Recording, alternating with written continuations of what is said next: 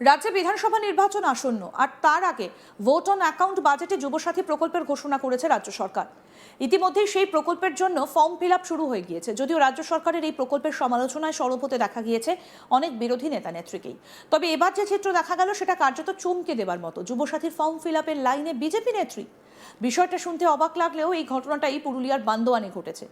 যুবসাথীর জন্য আবেদন করতে দেখা গেল পুরুলিয়ার বান্দোয়ান মণ্ডল 2 এর সহ সভাপতি মল্লিকা ভূঁইয়াকে। মল্লিকাকে যুবসাথীর আবেদনের লাইনে দেখে অনেকেই প্রশ্ন তুলতে শুরু করেছেন, তবে কি এই প্রকল্পের সুবিধে পেলে ভোটের আগে দলবদল করবেন তিনি?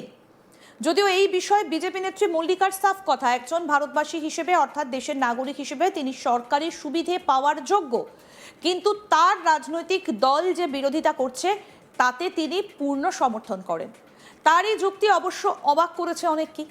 মল্লিকা আরও জানান, তিনি একজন মাস্টার ডিগ্রির ছাত্রী, কোনো চাকরি পাননি, তাই তিনি বেকার ভাতার আবেদন করছেন। কি বলছেন যুবসাথীতে আবেদনকারী বিজেপি নেত্রী মল্লিকা ভূঁইয়া, শুনবো। আপনি বিজেপির কি দায়িত্বে আছেন? আমি বিজেপির আমাদের ঝাড়গ্রাম সাংগঠনিক জেলার বান্দোয়ান বিধানসভা মন্ডল 2 এর একজন সহসভানেত্রী। সহসভানেত্রী। হ্যাঁ, আপনাদের বিজেপি তো এই ভাতার বিরোধিতা করছে, বলছে ভাতা না দিয়ে চাকরি দিলে ভালো হতো, হ্যাঁ। চাকরি দেওয়া উচিত ছিল। সেখানে আজকে এই শিবিরে আপনাকে দেখা যাচ্ছে, কি হ্যাঁ। বলবেন? আমি প্রথমত এই বিষয়টা বলবো, আমি একজন ভারতের নাগরিক।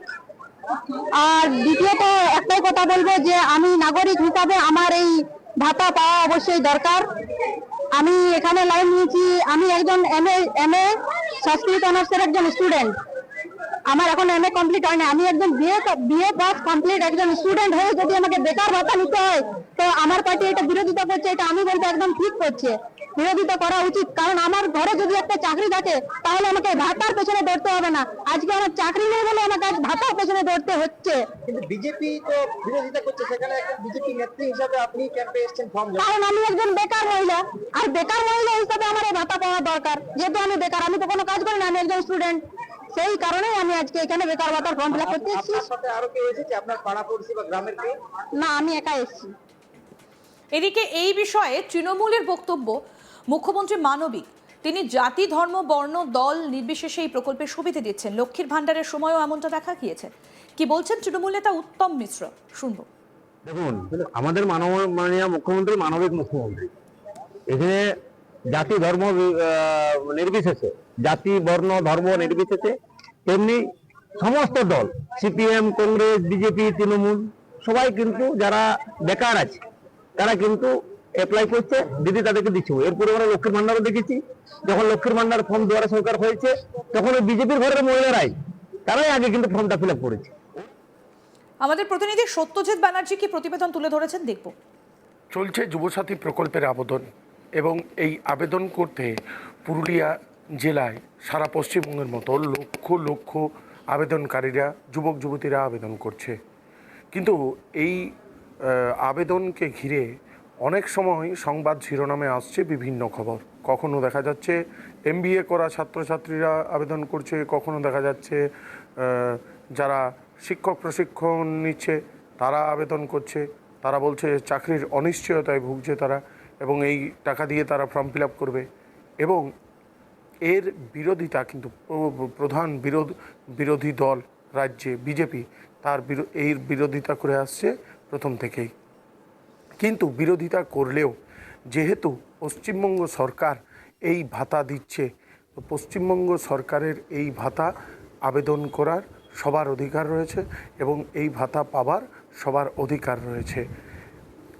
এভাবেই মনোভাব নিয়ে বড়াবাজারের অর্থাৎ বান্দোয়ান বিধানসভার নেত্রী মল্লিকা ভূঁইয়া, তিনিও কিন্তু এই যুবসাথীর ফর্ম ফিল আপ অর্থাৎ আবেদন করতে যায় ক্যাম্পে।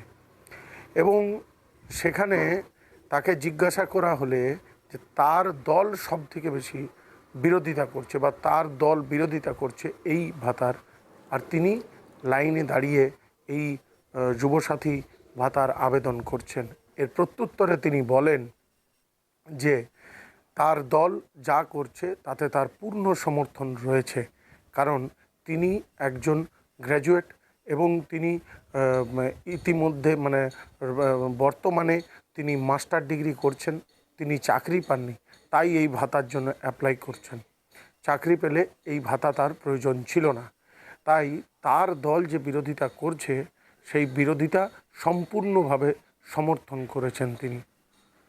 তৃণমূলের নেতা তারা বলছে যে মমতা বন্দ্যোপাধ্যায় সবার জন্য, তৃণমূল, বিজেপি, কংগ্রেস, সিপিএম সবার জন্য এই ভাতা করেছে এবং সবাই এই ভাতার অংশীদার হতে পারে বা ভাতা নিতে পারে, সুযোগ নিতে পারে। ইতিপূর্বে লক্ষ্মী ভাণ্ডারের সময়ও দেখা গেছে অনেক বিজেপি নেতা নেত্রীর পরিবারের লোক এই লক্ষ্মী ভাণ্ডারের ভাতা নেওয়ার আবেদন করেছে। কিন্তু বিজেপি নেত্রীর দাবি এবং রাজনৈতিক মহলের দাবি, সরকার যখন কোনো জিনিস দেয়, সরকার যখন কোনো সুযোগ সুবিধা দেয়, সেই সুযোগ সুবিধা বিরোধী থেকে শাসক বা যে কোনো রাজনৈতিক দলেরই ব্যক্তিত্ব হোক না কেন, নেতৃত্ব হোক না কেন, সেই সুযোগ সুবিধা নিতে পারে, কারণ সরকার সবার। সামনেই 2026-এর বিধানসভা নির্বাচন। এই নির্বাচনকে ঘিরে ইতিমধ্যেই রাজ্যের শাসক দল থেকে শুরু করে রাজ্যের প্রধান বিরোধী দল এবং আরও যে বিরোধী দলগুলি আছে ইতিমধ্যে প্রচার শুরু করেছে, বিভিন্ন কর্মসূচি শুরু করেছে, বিক্ষোভ, প্রতিবাদ, মিছিল, মিটিং, রাস্তা অবরোধ শুরু হয়ে গেছে। অর্থাৎ বলা যেতেই পারে 2026-এর বিধানসভা ভোটের দামামা বেজে গেছে। 2021 সালে এই পুরুলিয়ায় বিধানসভা ভোটে ফলাফল কিন্তু সব থেকে ভালো হয়েছিল রাজ্যের প্রধান বিরোধী দল বিজেপির। তারপর বিধানসভা নির্বাচনের পর পঞ্চায়েত নির্বাচনে বা মিউনিসিপ্যালিটি নির্বাচনে, পৌরসভা নির্বাচনে কিন্তু দেখা গেছে তৃণমূলের পাল্লা ভারী হতে। লোকসভার আসনটিও বিজেপি জয়লাভ করেছে পুরুলিয়া জেলায়, কিন্তু আগামী 2026-এর নির্বাচনে তৃণমূল বলছে বিজেপিকে ধরাশায়ী করবে, আর বিজেপি বলছে সিট আরও তাদের বাড়বে, অর্থাৎ আসন সংখ্যা পুরুলিয়া জেলায় আরও বাড়বে। এই তরজা চলছে ইতিমধ্যেই, রাজনৈতিক সরগরম চলছে, তার মধ্যে থেকেই বিভিন্ন প্রকল্পের ঘোষণা এবং এসআইআর থেকে শুরু করে বিভিন্ন ইস্যু নিয়ে ইতিমধ্যেই সমস্ত রাজনৈতিক দলগুলো মাঠে নেমে পড়েছে।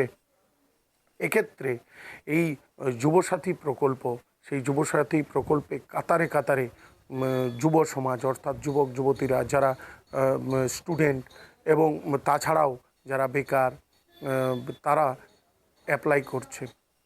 পুরুলিয়া জেলায় কিন্তু লক্ষাধিক ছাড়িয়ে গেছে যুবসাথী প্রকল্প এবং আরও বিভিন্ন যে প্রকল্পগুলি আছে সেগুলিতে যে ক্যাম্প ইতিমধ্যে চলছে সরকারের পক্ষ থেকে, সেই ক্যাম্পে আবেদন করার আবেদনকারীদের সংখ্যা লক্ষাধিক ছাড়িয়ে গেছে, এমনটা কিন্তু প্রশাসন সূত্রে খবর রয়েছে।